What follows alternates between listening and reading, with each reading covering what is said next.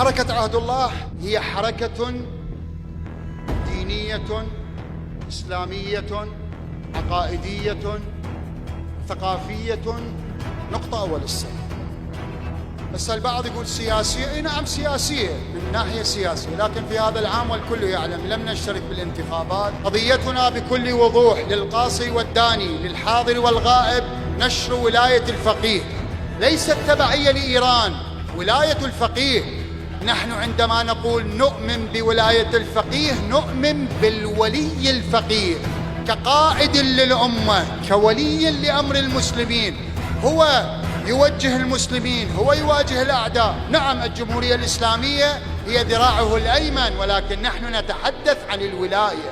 نحن نؤمن بولاية الفقيه وندعو ونروج وننشر بالتثقيف، بالتبليغ، بالهدوء، بالإقناع، بالبيان لفكرة الولاية، ولاية الإسلام، ولاية الشريعة، ولاية الفقه.